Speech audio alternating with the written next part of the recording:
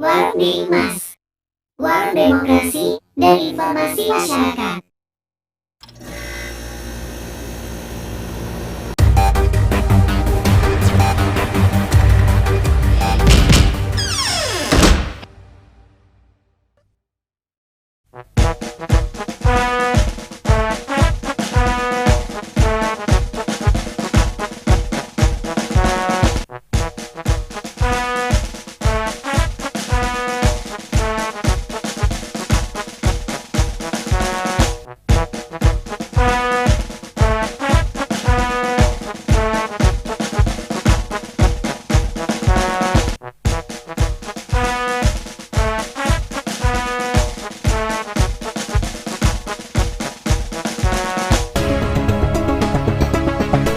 Assalamualaikum warahmatullahi wabarakatuh. Kali ini kita berjumpa dengan Warung Mas, Warung Demokrasi dan Informasi Masyarakat di Makalangan Channel. Pada kesempatan yang pertama ini sebetulnya, alhamdulillah kita bisa bertemu dengan panitia penyelenggara pemilu sekaligus Panwas. Dan pada hari ini kita perlu berkenalan dengan mereka. Silahkan Kang untuk berkenalan kepada masyarakat sahabat pemilih. Baik, terima kasih Kang Asep. Assalamualaikum warahmatullahi wabarakatuh. Waalaikumsalam. Sampurasun. Rampes. Perkenalkan, nama saya Gunawan. Saat ini saya menjabat sebagai Ketua PPK di wilayah Kecamatan Banjaran, Kabupaten Bandung. Alhamdulillah. Semin Kang Ugut. Siap. Assalamualaikum warahmatullahi wabarakatuh. Sampurasun. Rampes. Perkenalkan, nama saya Adi Muhammad Syafari. Alhamdulillah kali ini kebetulan saya diamanahkan sekarang di PPK Kecamatan Banjaran sebagai anggota divisi sosialisasi pendidikan pemilih, partisipasi masyarakat dan SDM. Dan SDM ya. Gitu. Silakan Terima kasih Kang. Assalamualaikum warahmatullahi wabarakatuh. Waalaikumsalam warahmatullahi wabarakatuh. Rampes. Ini rekan-rekan saya di PPK. Ini dari ketua sampai divisi Humas dan SDM. Saya kebetulan di Panwaslu Kecamatan Banjaran. Nama saya Usman Walawar. Saya kebetulan duduk atau menjabat di divisi P3S, penanganan, pelanggaran dan penyelesaian sengketa. Sengketa pemilu tentunya ya. Oke, kita awali aja pembincangan hari ini sekelumit tentang pengalaman lah sebagai panitia penyelenggara. Dan tidak lupa salam luber langsung umum bebas rahasia bagi pemilih dan salam jurdil bagi para panitia penyelenggara dan para kontestan politik. Begitu rupanya. Kang Ugun ya, saya panggil Kang Ugun aja. Sekarang sedang melalui proses atau tahapan apa dalam pemilu pelaksanaan pemilu 2024 yang akan datang? Alhamdulillah, Kang Asep. Kalau berbicara tahapan hari ini, kemarin kita sudah menetapkan DPT ya untuk wilayah untuk wilayah Kecamatan Banjaran, dan mungkin rekan-rekan pemilih pun bisa mengakses di tiap-tiap desa. Ya, kita sudah mengumumkan salinan daftar pemilih untuk dipelajari atau diberikan tanggapan. Takut ada yang belum terdata gitu ya. Gitu. Kalau misalnya ada yang belum terdata, silakan untuk melaporkan atau menyampaikan hal tersebut ke PPS setempat. Dan bisa juga melalui cek DPT online. Cek DPT online, berarti ada di aplikasi? Ada. Nanti di browser kita bisa ada cek dptonline.kpu.go.id. Begitu ya. Itu tahapannya. Dan sekarang dilanjutkan dengan tahapan daftar pemilih tambahan. Daftar pemilih tambahan. Nanti seandainya ada rekan-rekan pemilih yang masih belum terdaftar, kita bisa memproses itu sampai dengan tanggal berapa, Pak Ari? 7 hari sebelum hari. 7 hari sebelum hari. Oh, H. jadi sebelum hari H tanggal 14 Februari, Nah, 7 hari betul. masih bisa mendaftar kalau memang belum terdaftar Belum di terdaftar DPT. dengan cara memperlihatkan identitas kependudukannya sesuai di wilayah TPS-nya. Oh, gitu. Sesuai di wilayah TPS-nya ya. Itu untuk untuk melindungi hak pilih Betul, dari betul. para pemilih nantinya. Betul. Begini Kang Gun, tadi kan DPT sudah Ya. terbentuk ya. Ini di Kecamatan Banjaran khususnya ada berapa pemilih?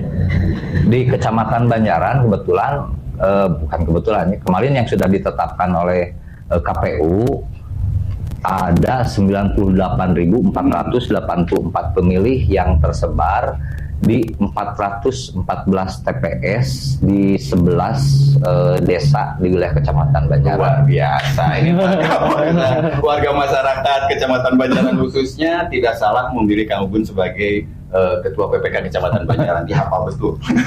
Salah. Jumlah pemilih gitu kan, terus jumlah TPS sampai jumlah desa. Cuman tidak terbelah ya jumlah perempuan berapa, laki-laki berapa. Ada sih sebetulnya. Tapi nantilah yang Ya. penting Ya, siap. 8.000 ya. Ya. Untuk selanjutnya Kang Gun ya. Nanti dulu Kang Usman, saya mau ke PPK. Santai. Tadi kan sudah masuki proses DPT ya. Ya. Dan masyarakat juga mungkin khusus wilayah Kecamatan Banjaran itu harus tahu juga. Itu ada berapa kontestan politik sih, khususnya yang ada di Dapil 7 maupun secara umum berapa partai gitu ya. Kalau kontestan peserta pemilu di pemilihan umum tahun 2024 ini ada 18 partai. Itu diantaranya yang pertama PKB, yang kedua Gerindra, yang ketiga nomor urut 3 itu PDIP, yang keempat itu Partai Golkar, yang kelima Partai Nasdem, yang keenam itu Partai Buruh, yang ketujuh Partai Gelombang Rakyat Indonesia atau Gelora, ini partai baru Kang Asep ya. Yang kedelapan PKS, yang kesembilan Partai Kebangkitan Nusantara atau PKN, yang ke-10 Partai Hanura, yang ke-11 Partai Garuda, yang ke-12 Partai Amanat Nasional, ke-13 Partai Persatuan Pembangunan atau P3, yang ke-14 Partai Demokrat, yang ke-13 Partai Bulan Bintang, yang ke-14 Partai Demokrat, yang ke-15 PSI Partai Solidaritas Indonesia, 16 Partai Perindo, 17 Partai Persatuan Pembangunan, yang terakhir ke-18 itu Partai Umat. Dan perlu diketahui oleh kawan-kawan pemilih, secara urutan itu yang dari nomor 1 itu sampai 17, yang terakhir 18 nomor urut partainya 24. Kenapa? Karena ada 6 partai lokal Aceh yang sudah masuk penetapan yang pertama, yang Partai Umat itu masuk ketika MK memutuskan untuk masuk. Jadi nomor urutnya nomor 24. Iya. Seandainya ada pertanyaan, nah cenah iya di hiji sampai 17, Iya. pas 18 24 ya. Ternyata itu ya. Nah, itu. Ada partai, khususnya partai yang tadi di Ya, Aceh betul, ya. betul. Kang Gun, untuk Banjaran ini kan masuk ke Dapil 7 ya, Dapil. Bisa diberitahukan kepada warga masyarakat Dapil 7 itu meliputi daerah mana saja atau kecamatan mana saja? Baik Kang Asep, di Kabupaten Bandung itu kita ada 7 dapil yang terbagi dari 7 daerah pemilihan, 1 sampai dengan 7. Kebetulan wilayah Kecamatan Banjaran itu masuk ke Dapil 7 yang ketika tahun 2019 itu meliputi wilayah Pangalengan, Cimaung, Cangkuang, Banjaran, Arjasari, Pamengpeuk, 6 kecamatan. Nah, hasil kemarin pengolahan dapil di tahun 2018 oleh KPU kabupaten, Kecamatan Cangkuang sekarang bergabung ke Dapil 1. Oh, pindah ke Dapil 1. Betul, jadi tinggal sisa 5 dapil. 5 kecamatan ya. 5 kecamatan di Dapil 7. Maaf. Nggak apa-apa. Karena berbicara tentang ngapalkeun tadi nu 17 partai Iya. kan ya kudu ningali heula. Beli lepat kan? Tadi wae lepat kan ya. Enggak apa-apa. Kita berbicara tuntas saja. Ya. Terus gini Kang Gun, ada isu-isu yang lain nggak tentang yang selain dari penerangan-penerangan yang tadi yang harus sampai kepada masyarakat, di samping berbicara tentang tahapan gitu? Oh ini surat suara itu sudah ada klasifikasi warna Ya. atau spesimen atau Ya. gimana? Surat suara, terkait dengan surat suara, kita kan ada 5 kegiatan pemilihan ya, pemilu. Yang pertama pemilihan presiden, yang kedua pemilihan anggota Dewan Perwakilan Daerah, yang ketiga pemilihan Dewan Perwakilan Rakyat Indonesia atau DPR RI, yang keempat pemilihan Dewan Perwakilan Rakyat Daerah Provinsi, yang terakhir pemilihan Dewan Perwakilan Rakyat Daerah Kabupaten atau Kota. Itu untuk yang surat suara pilpres ya, kita menyebut lebih familiarnya, ya, lebih familiar. Pilpres itu warnanya abu-abu, nanti bisa ditampilkan oleh Kang Topan ya. Untuk DPD itu warnanya merah, Kang. DPD. Untuk DPR RI warnanya kuning, untuk DPRD provinsi biru, dan untuk kabupaten hijau. Oh. Nanti kawan-kawan ketika melakukan atau melaksanakan hak pilihnya di TPS itu ada 5 surat suara yang akan diterima oleh kawan-kawan, yaitu diantaranya abu-abu, merah, kuning, biru, hijau. Berarti 5 surat suara. Dan ini kembali harus diketahui ya oleh warga Betul, masyarakat. Jadi betul. jangan pas nerima dibuka dan kita milih iya misalnya yang dipilih DPRD kabupaten tapi mukanya di DPR RI misalnya, tidak akan ada nama itu. Betul. Jadi nanti harus disosialisasikan lebih lanjut lagi mengenai warna surat suara. Ya. Insya Allah Kang, nanti juga sekarang kan di KPU lagi proses administrasi calon. Nanti pasca penetapan DCS, KPU pun akan mensosialisasikan siapa saja yang sudah ditetapkan di dalam DCS itu sebagai calon itu. Begini Kang Bud, ada suatu kekhawatiran ya, khususnya pribadi saya ketika berbicara informasi, mudah-mudahan informasi ini salah. Jadi tentang progres minat pemilih untuk datang ke TPS ini katanya tiap penyelenggaraan pemilu itu ada penurunan. Mudah-mudahan informasi ini salah. Jadi minat para pemilih untuk datang ke TPS dan untuk melaksanakan hak pilihnya itu bisa tetap ada, gitu kan. Nah, yang mau saya tanyakan, benar nggak informasi tentang itu? Satu, kedua, ada trik apa gitu? Ada trik atau ada sejenis ajakan agar para pemilih bisa datang ke TPS melaksanakan hak pilihnya? Ya. Oke, Kang Asep, kalau berbicara partisipasi ya, partisipasi pemilih. Kalau berbicara partisipasi pemilih, memang itu kita pakai rujukan dari pemilu ke pemilu ya, dari 2004 ke 2009.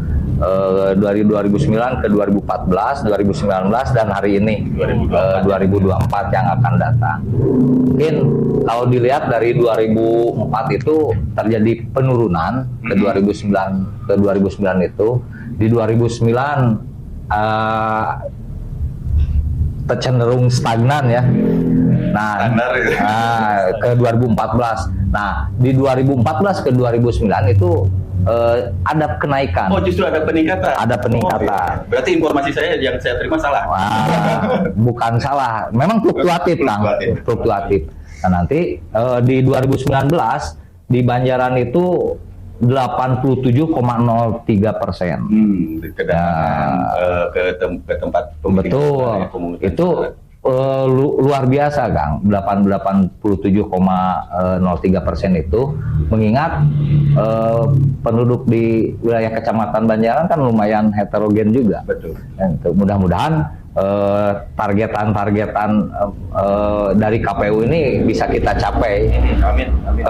Bisa meningkatkan atau setidaknya tidak turun gitu. Yang tadi.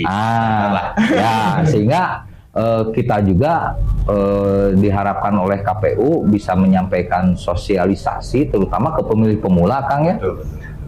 Strategi-strategi yang dilakukan oleh kita diantaranya melalui tatap muka, melalui rapat-rapat yang ada di wilayah desa yang dilakukan oleh PPS juga sosialisasinya, termasuk ke lingkungan-lingkungan sekolah, Kang. Itu kan ada pemilih pemula ya. Terkait pemilih pemula, itu ke sekolah-sekolah, termasuk melalui media sosial. Kita juga ada PPK melalui Facebook, Kang, Instagram, YouTube, terus Twitter juga, Kang Ari ya. Nanti kawan-kawan bisa memfollow itu, bisa cek PPK Banjaran. Oh gitu. Termasuk hari ini juga. Ini mudah-mudahan bisa menjadi bagian dari sosialisasi. Betul, Kang Asep. Di Makalangan Channel ini kita juga berharap bisa menyampaikan sosialisasi agar masyarakat itu tahu betul kegiatan untuk pemilu tahun 2024 dan ikut berpartisipasi, baik melaksanakan hak pilih ataupun berpartisipasi dalam kegiatan penyelenggaraannya. Contoh, bisa jadi KPPS nantinya. Oh gitu. Itu prosedurnya seperti apa? Kalau misalnya saya nih ingin jadi anggota KPPS misalnya, itu kemana harus memberikan, kalau daftar itu daftar kemana? Bagi rekan-rekan pemilih yang ingin mendaftarkan diri jadi anggota KPPS itu boleh menghubungi PPS di desa. Nanti tahapannya di wilayah desa masing-masing. Coba nanti juga ada persyaratan lah ya. Ada pemberitahuan. Ada informasi. Tapi nggak apa-apa. Sekarang juga silakan saja berkomunikasi, berkoordinasi dengan rekan-rekan kita di masing-masing desa di PPS. Di PPS masing-masing desa ya. Saya ada yang menarik lagi tentang tadi minat pemilih untuk melaksanakan hak pilihnya. Saya kira ini bukan hanya menjadi kewajiban panitia penyelenggara, tapi juga mungkin dalam tanda kutip kontestan politik. Karena kan kalau misalnya para pemilih tidak melaksanakan haknya, ada sesuatu yang boleh dianggap rugi lah bagi kontestan politik. Itu kira-kira Kang Gun salah nggak? Atau saya minta pendapat lah. Kalau seandainya peserta kontestan politik juga mengajak masyarakat untuk melaksanakan hak pilihnya, gitu kan? Apakah melalui media yang tadi supaya ada sinergis? Atau lebih cenderung untuk yang tadi, ayo kita ngobrol bareng kan di sini. Itu gimana Kang? Nanti ada panwas nih, salah atau tidak apabila kita mengundang para kontestan untuk berbicara tentang membangkitkan gairah masyarakat untuk memilih, kira-kira bagaimana Kang? Betul, Kang Asep, kalau berbicara tanggung jawab untuk mendorong partisipasi, terus terang saja kalau hanya mengandalkan penyelenggara itu memang cukup berat juga, Kang. Maksudnya bukan cukup berat, kami tidak sulit atau apalah ya. Intinya kita itu sebagai panitia hajat gitu, Kang. Kan ada yang dihajatkan kan itu. Kan kepentingannya juga buat kawan-kawan juga yang dari calon ya, dan dari peserta kan gitu. Memang idealnya calon juga melaksanakan sosialisasi dari persepsi atau dari sudut pandang masing-masing calon kan gitu. Nah, terkait dengan kegiatan sosialisasinya seperti apa, itu kembali lagi kan gitu. Kalau calon itu kan lebih mengajak untuk memilihnya. Di samping mengajak untuk memilih calon tersebut, para calon juga harus bisa mengedukasi. Benar. Ya, jangan sampai ketika yang tadi 5 surat suara itu mereka tidak tahu. Dia di tingkat mana gitu kan? Betul. Kayak gitu, Kak Asep. anu urang misalnya si calon itu di tingkat DPRD kabupaten, Tapi ya. buka surat suara yang Nah, berbeda itu, provinsi, gitu. tidak menemukan itu. Nah itu para calon juga harus pandai mengedukasi ke pemilih. Nanti kalau buka surat suara warna ini misalnya, Cari nama ini. cari partai ini, nama ini misalnya. Nah itu bagian dari mengedukasi, sosialisasi juga Kang. Dan saya yakin itu juga kalau misalnya intent dilakukan oleh calon akan lebih mendongkrak partisipasi pemilih. ya. Termasuk hasilnya nanti untuk calonnya itu sendiri Iya, mungkin. betul. Tapi sepakat kan kalau nanti misalnya Kang Gun ada Panwas berjejer dengan kontestan politik berupaya untuk membangkitkan masyarakat gairah untuk memilih. Nah Artinya kalau datang ke betul, kalau hal itu mah kayaknya positif sih, Positif. ya. Sah-sah saja. Mungkin nanti tergantung dari Panwas seperti apa. Kan konteksnya konteks sosialisasi kan, Betul. bukan kampanye. bukan kampanye. Betul. Nah ini mudah-mudahan didengar oleh para kontestan, khususnya para calon. Betul. Untuk bisa nggak kita ngobrol hadir di sini ya di Warung Deimas, Warung Demokrasi dan Informasi Masyarakat Makalangan Channel. Suatu saat nanti kita bisa ngobrol bareng misalnya. Mudah-mudahan seperti itu. Sebentar dulu Kang Gun, saya lebih tertarik kepada Kang Ari dulu nih sebagai divisi sosialisasi ya. Nah, selama ini ada kendala nggak baik secara administrasi maupun kendala di lapangan dalam hal mensosialisasikan tahapan gitu kan? Boleh saya gambarkan begini, kenapa berbicara lapangan? Pernah nggak menemukan oknum PPS misalnya yang pelet atau oknum PPS yang tidak bisa menerima informasi secara cepat gitu? Ada nggak kendala-kendala baik secara administrasi maupun di lapangan? Ya. Sebetulnya tadi sudah kejawab sama Pak Ketua. Oh gitu. Berarti saya yang kurang koordinasi. Tapi tidak apa-apa. Jadi untuk konteks sosialisasi seperti yang disebutkan oleh Pak Ketua PPK tentunya bukan hanya sekedar tanggung jawab penyelenggara saja.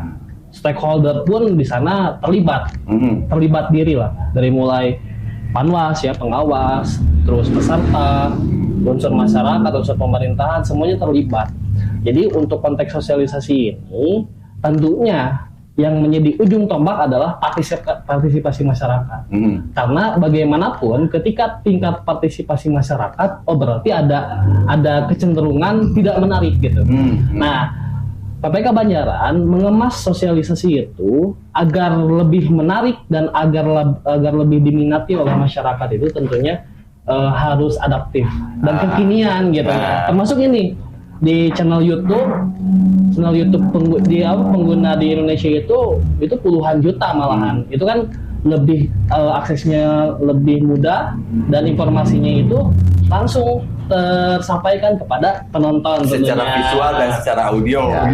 Terus untuk kendala tentunya tidak terlalu untuk saat ini ya, mudah-mudahan sampai nanti selesai pemilu, mudah-mudahan sukses tanpa ekses, harapan kita bersama itu. Terus tidak ada kecenderungan kendala PPS misalkan sulit komunikasi atau memahami dan lain sebagainya. Ya tentunya tidak ada yang signifikan gitu.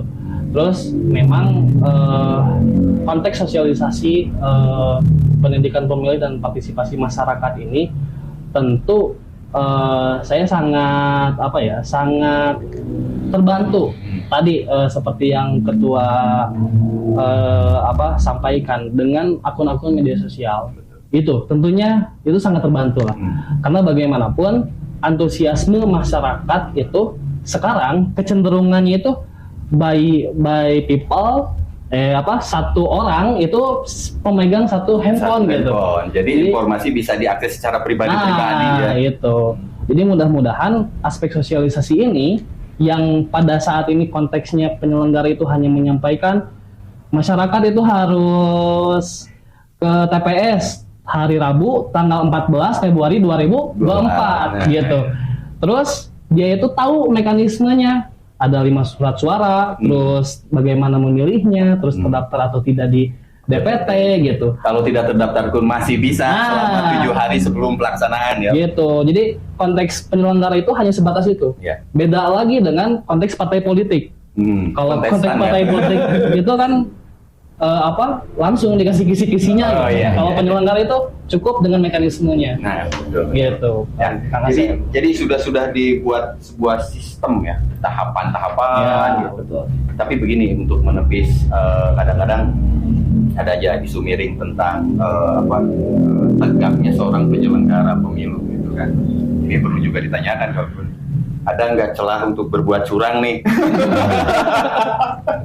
Ya soalnya kan kadang-kadang masyarakat, wah bisa berbuat curang seperti ini kan. Nah, konteks ini menurut kacamata Kang Gun sebagai ketua PPK, kebetulan ada panwasnya juga, dengan sistem yang seperti ini memungkinkan nggak ada kecurangan dalam penggelembungan suara misalnya? Kalau konteks kecurangan itu kembali lagi ke niat, Kang ya. Sebagaimanapun sistem dibuat sedemikian rupa, namun bis niatna curang pasti curang. Kumaha wae carana. Kumaha carana, ada itu. Intinya itu. Tapi sistem yang dibangun oleh KPU sekarang terkait dengan pemungutan dan penghitungan suara, tentunya kecurangan itu. Kalau yang berkaitan dengan perubahan angka-angka, saya kira itu sangat minim sekali celahnya gitu. Karena di samping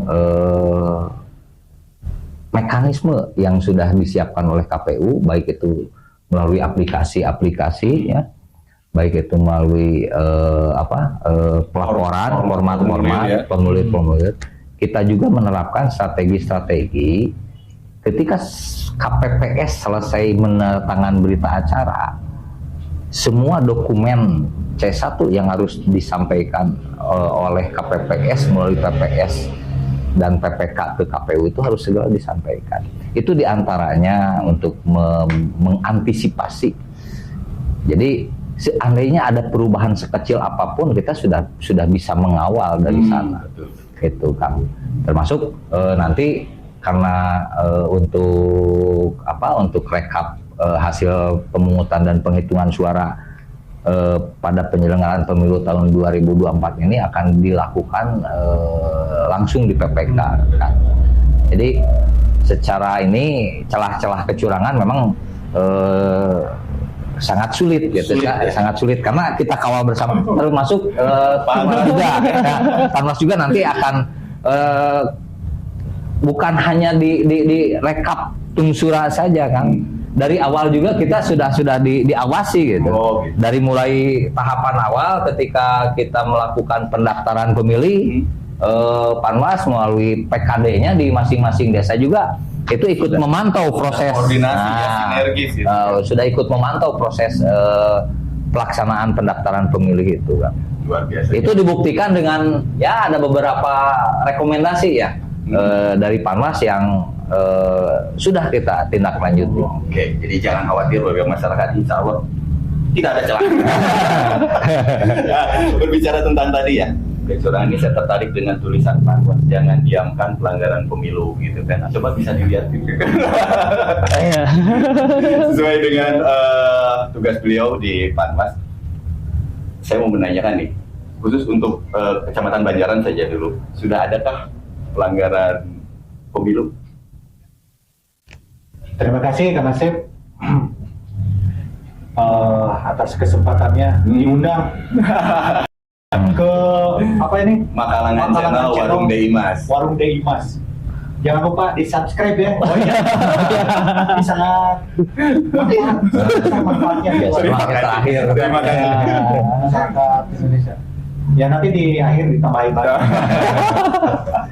Jadi berbicara tentang kepemiluan ini memang ada beberapa unsur elemen yang terlibat di dalam pemilu ini. Di antaranya yang ke-1 adalah penyelenggara. Nah, penyelenggara ini terdiri dari tiga unsur, yaitu KPU, Bawaslu, dan DKPP. Itu bisa dijelaskan nggak DKPP itu apa? Kalau KPU sudah familiar. KPU kan Komisi Pemilihan Umum. Bawaslu, Badan Pengawas Pemilu. Kalau DKPP? DKPP, Dewan Kehormatan Penyelenggara Pemilu. Itu yang menangani para penyelenggara yang bangor. Ada. Tapi yang jelas bukan Kang Ugeng ya.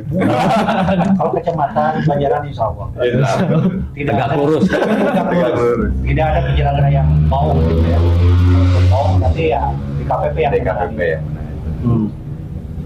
Terus nanti tadi menyambung tentang sosialisasi, sebetulnya ada 3 juga jenis sosialisasi ini yang dilaksanakan dalam pemilihan umum 2024. Yang pertama sosialisasi yang dilaksanakan oleh KPU, yaitu mengajak para pemilih untuk datang ke TPS. Betul. Ayo ke TPS. Jargonnya apa tuh? Nyoblos lur, Kabupaten Bandung nyoblos lur. Waktu pilkada mah Akang Teteh. Akang Teteh. Jinggal itu. Oh, iya. Jinggal. TPS ya. Ayo nyoblos ya pokoknya. Nyoblos lur. Ayo coblos. Jangan sampai mubadir ini surat suara kan. Masya Allah. Ya terus dengan demikian peningkatan partisipan dalam mencoblos itu meningkat. Betul. Melebihi target dari KPU. Untuk KPU Kabupaten Bandung itu berapa persen sekarang targetnya? Kalau target nasional itu 79,5 target nasional. Target nasional 79. Ya mudah-mudahan lebih. Dengan semua stakeholder atau elemen-elemen di siapa saja yang terlibat di dalam pemilu ini ikut mendukung dalam sosialisasi ini. Kalau KPU dalam ayo pergi ke TPS, kalau peserta pemilu ayo coblos saya, kalau pengawas ya kita juga punya ini dalam sosialisasi ayo ikut mengawasi. Oh gitu. Ayo ikut mengawasi. Karena begini, ini beralasan baik penyelenggara pemilu baik dari KPU, peserta pemilu atau Bawaslu. Alasan subjektifnya itu karena jumlah penyelenggara pemilu itu sangat sedikit. PPK cuma ada 5 menangani 11 desa. Desa menangani 414 TPS dalam 11 desa. Oh iya. Belum lagi hitungan RW. RW-nya 179 dari 719 RT ya. Ya. Kurang lebih begitu. Ya, tapi ya, tadi saya bilang bahwa warga masyarakat menjatuhkan pilihan Kang Gun sebagai ketua PPK sudah luar biasa, artinya bisa menangani Sudah itu tepat. sudah tepat. Nah, tinggal yang tadi nih kan pelanggaran pemilu Kecamatan Banjaran dan enggak. Nah, bagaimana kita mengetahui pelanggaran pemilu itu? Jadi memang sesuai dengan fungsi dan tugas dari Panwas. Panwaslu kecamatan dalam hal ini ya, itu mempunyai tugas adalah mengawasi semua tahapan di semua tahapan pemilu di wilayahnya. Artinya di wilayah kecamatan. Berarti semua tahapan itu berarti dari mulai tahapan pada saat PPDP bekerja, artinya pencoplitan data sampai nanti tungsurat, sampai rekapitulasi perolehan suara semua. Sampai detik ini Kecamatan Banjaran ada pelanggaran nggak? Tapi udah Karena kenapa saya awali dari statement saya tadi ya. Nah dalam hal ini pelanggaran di Kecamatan Banjaran itu nyaris tidak ada. Kenapa? Bukan artinya Panwas tidak bekerja karena menjadi tidak punya data pelanggaran itu, atau dari KPU atau dari PPK juga artinya mulus rahayu, begitu bukan.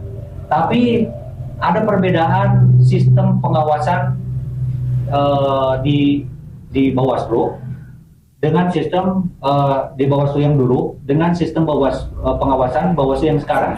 Kalau yang dulu itu awasi, tindak. Kalau yang sekarang? Kalau yang sekarang itu lebih ke pencegahan. Jadi sebelum melakukan pelanggaran dilakukan tindakan pencegahan terlebih dahulu. Bukan. Kita akan melakukan pencegahan dulu sebelum ada tindakan. Itu dari segi fungsi pengawas. Gitu. Jadi yang diharapkan nanti goalnya tadi itu tidak ada pelanggaran yang terjadi karena sudah ada pencegahan. Kan manusia mah tidak luput dari kesalahan. Bisa saja kan PPK, peserta pemilu, atau yang terkait dalam pemilu ini seperti Kades, BPD, perangkat desa, ya, TNI, Polri, itu kan manusia biasa yang tidak luput dari kesalahan. Sebelum melakukan kesalahan kita cegah dulu, diingatkan, memberikan peringatan. Tentunya juga ada sebuah proses sosialisasi mungkin ya. ada gitu. Kita yang tadi itu alasan subjektif yaitu adalah penyelenggara, karena penyelenggara ini sedikit. 5 di PPK, 3 di Panwaslu, PKD masing-masing 1, PPS masing-masing 3.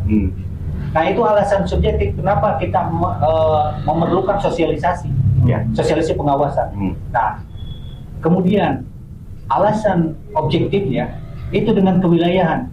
Kewilayahannya itu satu di kami ini PKD, pengawas desa kelurahan itu 1 harus mengawasi berapa RW gitu ya, masing-masing desa. Berapa TPS yang harus diawasi. 1 itu tidak akan cukup. Makanya diperlukan sosialisasi. Sosialisasi di sini dalam hal ini yaitu ayo ikut mengawasi. Jadi melibatkan juga masyarakat bareng-bareng mengawasi begitu. Ya, masyarakat juga yang punya hak pilih. Oh begitu. Tidak semua bisa mengawasi. Hanya masyarakat yang bisa memilih. Ada 3 unsur sebetulnya ya. Jadi ada pemantau, penyelenggara ini Panwas, terus masyarakat yang punya hak pilih.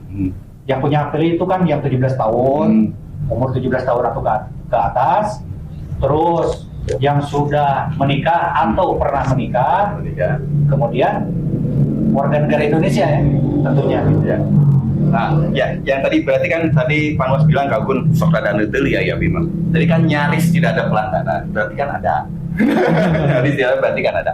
Tapi yang saya soroti tidak akan jauh ke sana. Saya membaca di sepanjang jalan itu sudah mulai ada spanduk gitu kan. Ya. Itu sudah melanggar undang-undang pemilu atau belum? Karena masyarakat bilang, oh cana non bisa masang suri setar misalnya. Itu gimana tentang pemasangan baligo dan lain sebagainya? Tapi tadi saya mau koreksi dulu ya sebelum ke sana, sebelum ke baligo tadi. Jadi nyaris itu begini, ada manusia atau orang ya berdiri di pinggir jurang, kan nyaris. Nah, berarti belum jatuh. Oke, siap. Artinya sudah sepakat. Bahasa kalbu ya. Jadi sebelum orang itu terjerumus ke jurang, kita peringatkan, bila perlu kita tarik. Jangan di pinggir jurang dong. Iya. Bisi pada di wawancarana jeung PPK ya teh Kang. Oh, jadi jahit. Tapi memang begitu. Jadi saya menyampaikan caranya. Iya. Nah, gimana tentang yang tadi tentang pemasangan pamflet terus spanduk itu apa tidak mencuri star atau gimana tentang? Pada saat ini memang banyak yang menanyakan masyarakat, bahkan ada yang datang juga ke sekretariat Panwaslu menanyakan tentang pemasangan spanduk-spanduk atau reklame, iklan-iklan bakal calon peserta pemilu, baik presiden, anggota legislatif, DPR RI, DPRD provinsi, DPRD kabupaten kota, dan DPD mah ada juga. Saya belum. Ada juga. Ya semua itu peserta pemilu itu memang sekarang ini banyak beredar. Kami jawab begini kepada masyarakat itu, dan masyarakat juga harus tahu tentang peraturan. Jadi pada saat ini sebelum ditetapkan ya pada masa kampanye itu spanduk-spanduk itu disebutnya APS. Apa tuh APS? Alat peraga sosialisasi. Alat peraga sosialisasi. Ya, alat peraga sosialisasi. Nah nanti kalau sudah masuk ke tahapan kampanye yaitu pada tanggal 28 November sampai 10 Februari. Jadi lamanya masa kampanye itu 75 hari. Betul. Nah, itu disebutnya APK, alat peraga kampanye. Nah, dikarenakan sekarang ini belum masuk masa tahapan kampanye, berarti spanduk-spanduk itu memang tidak bisa dijerat dalam pelanggaran kampanye. Karena APS. Ya, dalam pelanggaran kampanye karena memang belum masuk masa kampanye. Oh begitu. Nah, itu sesuai dengan Undang-Undang 7 2017 tentang pemilu pasal 280. Di situ pasalnya 280 bicara tentang kampanye. Berarti di situ ada tata cara berkampanye dan larangan apa saja yang dilarang dalam masa kampanye ini. Ya walaupun nempel selamat Idul Adha gitu kan. Selamat Idul Adha kan bukan ajakan, itu hanya selamat. Selamat. Walaupun Ya, jadi, menempelkan foto calon gitu. Iya, sesuai dengan definisi kampanye. Jadi definisi kampanye menurut para ahli ya, menurut para ahli itu adalah komunikasi, komunikasi terencana yang bertujuan Untuk meraih. untuk bertujuan untuk menciptakan efek besar kepada halayak yang dilaksanakan dalam waktu tertentu. Itu definisi kampanye menurut ahli. Tapi kalau menurut undang-undang itu definisinya menjadi kegiatan. Nah, kegiatan dari peserta pemilu atau yang ditunjuk oleh peserta pemilu untuk mengajak atau meyakinkan peserta masyarakat untuk memilih gitulah secara kasarnya kan. Ya. Meyakinkan apa sih? Apa yang ditawarkan oleh peserta pemilu itu adalah visi, misi, program dan atau citra diri dari peserta pemilu. Oh itu masuk ke kategori kampanye. Kalau sekarang belum ya. Iya. Tapi ada tertarik juga begini. Itu kan berarti APS. Nah sesuai dengan perkembangan zaman bahwa itu APS dalam bentuk baligo, dalam kertas atau dalam apa. Kalau seandainya ada obrolan seperti ini nih melalui media sosial gitu kan, kita menampilkan yang tadi, tapi tidak berbicara tentang kampanye, tapi berbicara tentang sosialisasi, sah saja atau tidak? Seperti halnya beriklan, jadi mempromosikan sesuatu, mempromosikan apa saja gitu ya. Dalam hal ini, dalam konteks pemilu ini ada beberapa metode kampanye. Nah, satu diantaranya satu itu rapat terbuka, ada rapat tertutup, terus lewat brosur-brosur juga, terus lewat media massa, lewat koran-koran, termasuk zaman Kiwari, ini zaman now gitu ya. Medsos ini sangat bisa mempengaruhi orang banyak gitu. Jadi bukan menurut saya ya, tidak ada larangan sama sekali dalam menurut undang-undang itu mereka bersosialisasi lewat medsos kayak podcast begini. Oh begitu. Ini kepada halayak ramah khususnya kontestan. Mari kita bersosialisasi di Makalangan Channel Warung Daimas. Jadi jangan takut termasuk jerat yang tadi ya, pelanggaran mencuri setar untuk kampanye selama tidak berbicara visi, misi atau program. Gitu kan? Sebetulnya begini ya, tadi itu kan definisi kampanye ya. Di situ ada visi, misi gitu ya. Tapi programnya tidak ada, yaitu memang secara peraturan itu tidak ada larangan. Tapi memang secara kalau bicara etika atau memancing kegaduhan masyarakat, yaitu kita dari pengawas juga punya kewajiban untuk memperingatkan kepada calon pencegahan dari yang tadi. Pencegahan daripada nanti masuk jurang seperti yang tadi kan. Menciptakan kegaduhan di masyarakat gitu ya. Ya setidaknya foto sajalah gitu misalnya. Memang tidak melanggar, tapi secara artinya jangan sampai memancing masyarakat lah gitu, yang membuat gaduh masyarakat. Ya, tidak hanya berbicara tentang peraturan pemilu, saya kira untuk masalah pidana kalau memancing kegaduhan tetap ada aturannya. Itu di luar undang-undang kepemiluan. Di luar undang-undang kepemiluan. Ini saya kembali lagi Kang Usman ya ke Kang Gun.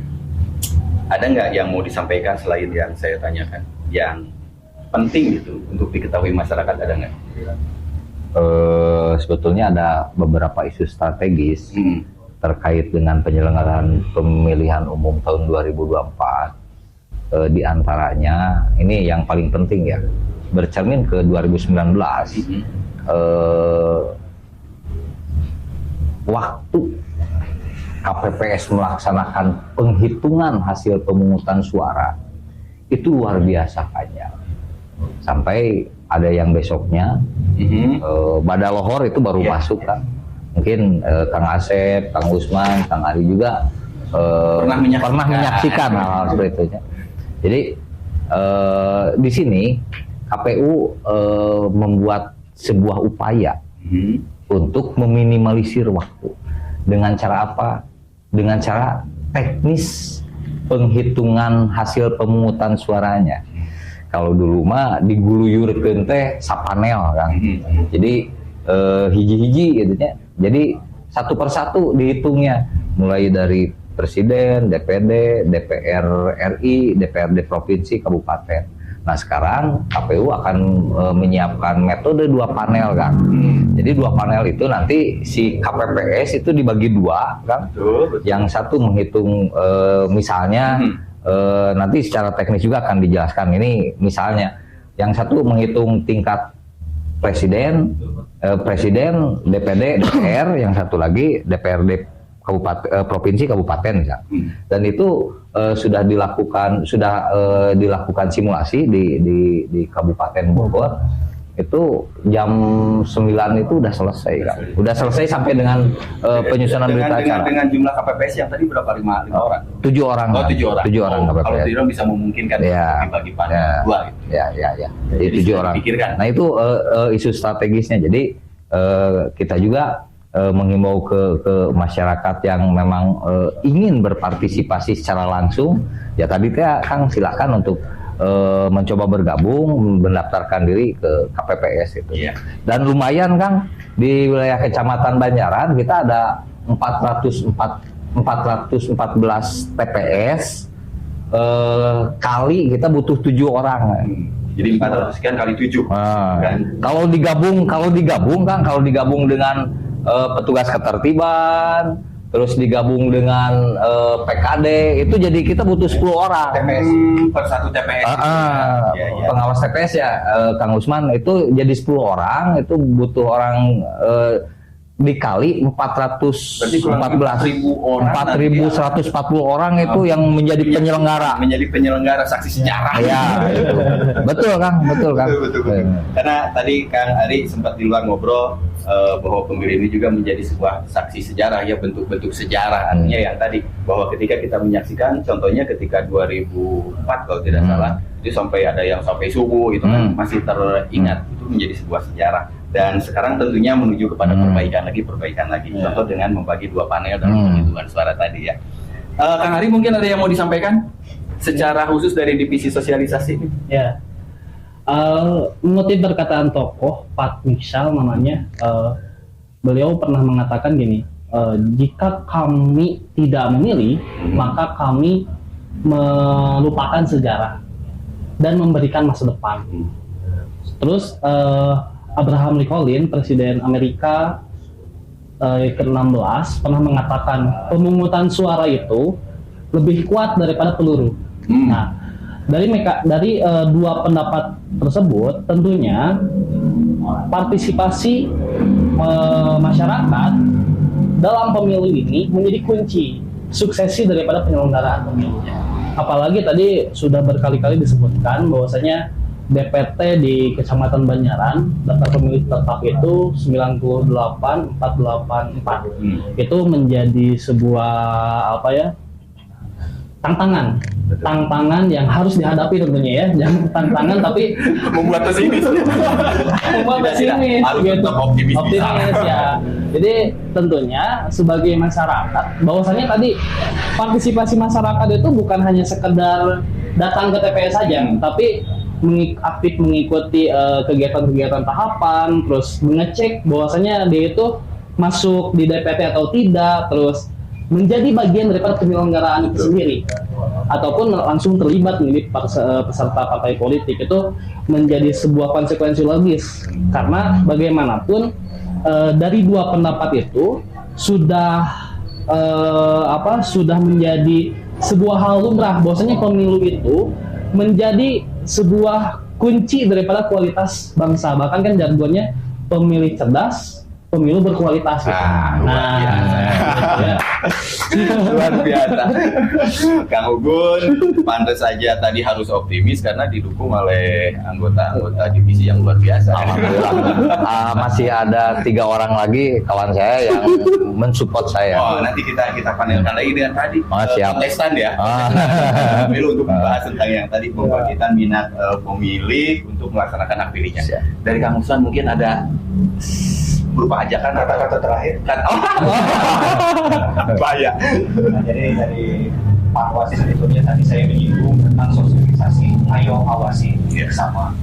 Jadi sesuai jargon Bawaslu ini, bersama rakyat awasi pemilu, bersama Bawaslu tegakkan keadilan pemilu. Nah, dalam hal ini ada pertanyaan juga dari masyarakat yang datang ke sekretariat Humas. Bagaimana cara melaporkannya? Kan? Datang aja ke sekretariat. Nanti kalau ada misalnya bukan saja ini ya dugaan pelanggaran, ada keraguan-keraguan saja di warga masyarakat mengenai tahapan penyelenggaraan pemilu, itu silakan. Jadi sekretariat Panwaslu itu pintunya tidak ada. Artinya selalu terbuka. Selalu terbuka kapan saja, di mana saja, atau ada jeda waktu kapan batas melapor?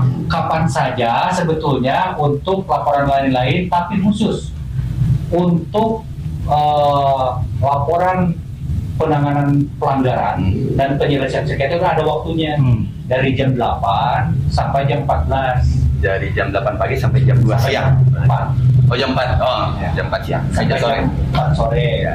Kecuali hari Jumat karena dipotong ditambah setengah jam, jadi sampai setengah 5. Ini yang harus diketahui oleh masyarakat. Ya.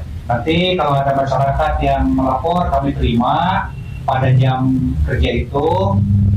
Nanti silakan para atau pelapor itu mengisi format. Ada formulir, kami kasih formulir dengan kode formulir itu form B1. Form B1 itu untuk laporan dugaan pelanggaran. Jadi itu memang dari masyarakat itu laporan dari masyarakat itu salah satu sumber dari dugaan pelanggaran. Yang satu tadi dari laporan, yang keduanya dari hasil pengawas. Nah, nanti dia akan diproses melalui proses dengan mekanisme sesuai dengan peraturan Bawaslu per Bawaslu nomor 7 tahun 2022. Sesuai mekanisme itu, kemudian nanti silakan datang saja ke Panwas. Nanti informasi selanjutnya kalau dibicarakan sekarang mungkin waktunya akan bisa mencapai 2 jam ya. Bintek ya. Silakan datang saja ke sekretariat Panwas. Iya, terima kasih. Tapi ada satu challenge buat Kang Ugun, minta dijawab dengan cepat ya. Tenang Kang Ugun. Jadi penyelenggara atau jadi kontestan pemilu? Penyelenggara. Penyelenggara, tetap di penyelenggara, konsisten berarti ya. Buat Kang Usman, mau tegak lurus dengan aturan walaupun pedih atau melenceng dengan uang yang banyak? Saya memilih pedih dengan tegak aturan. Mantap ya. Pembicaraan hari ini bukan mau dibatasi Kang Gun ya. Memang banyak yang harus disosialisasikan dengan masyarakat. Terus masyarakat juga harus tahu siapa yang akan dipilih, siapa panitia penyelenggaranya. Mereka tidak akan tahu kalau tidak melihat secara visual, tidak melihat bagaimana dia berbicara, bagaimana visi dan misinya, supaya tidak terjadi miskomunikasi. Nah mungkin seperti yang tadi, kami menunggu untuk bisa mensosialisasikan tentang pemilu ini kepada masyarakat. Artinya dengan sudut pandang masing-masing selama tidak bentrok, tapi sinergis menuju satu pemilu yang damai, sukses tanpa ekses. Begitu kan? Setuju Kang Gun? Nah, Siap. masih bersama kami Warung DIMAS Makalangan Channel, Warung Demokrasi dan Informasi Masyarakat. Kita sepakat tutup dulu ya. Oke. Ada ini, ada pantun ini buat silakan. teman Silakan, pemilih dan silakan. penonton Makalangan Channel. Oke, sebulan sakit barulah pulih. Iya. Ya, cakep Sebulan sakit barulah pulih. Cakep. Diberi obat harganya murahan. Cakep. Pemilih bijak pasti memilih. Cakep. Golput bukan sebuah pilihan. Ya, bahwa golput bukan pilihan. Pilihan. Tuh. Tapi setuju dengan itu, saya yakin warga masyarakat pun setuju akan datang ke TPS dan melaksanakan hak pilihnya. Dan kita sepakat bahwa di Kecamatan Banjaran masih banyak pemilih-pemilih cerdas, gitu kan? Insya Allah. Ya, kita tunjukkan semangat kepada warga masyarakat, baik penyelenggara, pengawas, dan juga saya mungkin yang memediasi. Tunjukkan rasa semangat. Mari memilih di pemilihan umum tahun 2024. Nyoblos tuh.